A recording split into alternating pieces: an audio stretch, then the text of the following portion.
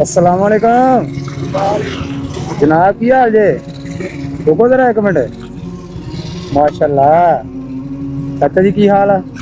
ठीक हो? तबीयत ठीक है? बंद कर लो जरा। माशाल्लाह ਤੇ ਗੱਡੀ ਤੇ ਤੁਸੀਂ ਨਵੀਂ ਰੱਖੀ ਜੇ ਤੇ ਵਿੱਚ ਤੁਸੀਂ ਪਾਪੜ ਦੇ ਜੇ ਇਹਦੇ ਤੇ। ਭਾਜੀ ਇਹ ਜਿਹੜਾ ਉਹ ਪਾਰਟੀ ਲੈ ਕੇ ਪਾਣੀ ਆ ਸਵਾਰੀਆਂ। ਅੱਛਾ ਅੱਛਾ, ਮਾਸ਼ਾल्लाह ਇਹ ਰਕਸ਼ੇ ਵਾਸਤੇ ਲਈ ਆ ਹਾਂਜੀ ਤੇ ਉਹਦੇ ਅੱਗੇ ਪਾ ਲੈਣੀ ਤੇ ਉਹ ਤੁਸੀਂ ਆਪ ਚਲਾਇਆ ਕਰਨਾ ਰਕਸ਼ਾ ਆਪ ਤੇ ਇਹ ਕੰਮ ਛੱਡ ਦੇਣਾ। ਨਹੀਂ ਇਹ ਭਰਾਵਾ ਹੁਣ ਮਜਬੂਰੀ ਕੀ ਕਰੀਏ, ਦਿਹਾੜੀ ਹੁੰਦੀ ਨੇ ਆਪਰੇਸ਼ਨ ਹੋਇਆ ਵਾ ਤੇ ਚਲੋ ਆਪਣਾ ਗੁਜ਼ਾਰਾ ਤੇ ਕਰਨਾ ਇਹ ਤਾਂ ਹੈ।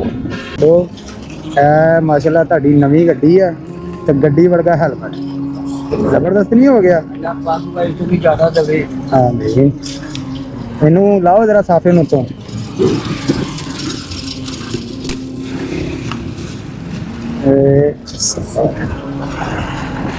ਜਰਾ ਆਪਣਾ ਵਾਲ ਥੋੜੇ ਜਿਹੇ ਪਿੱਛੇ ਕਰ ਲਓ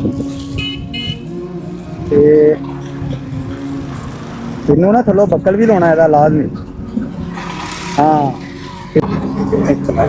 ਚਲੋ ਇਹਨੂੰ ਤੁਸੀਂ ਨਾ ਲਗਾ ਲੈਣਾ। ਇਹਨੂੰ ਹੁਣ ਜਦੋਂ ਵੀ ਨਿਕਲਣਾ ਨਾ ਬਾਹਰ ਇਹਨੂੰ ਪਾ ਕੇ ਨਿਕਲਣਾ, ਠੀਕ ਆ?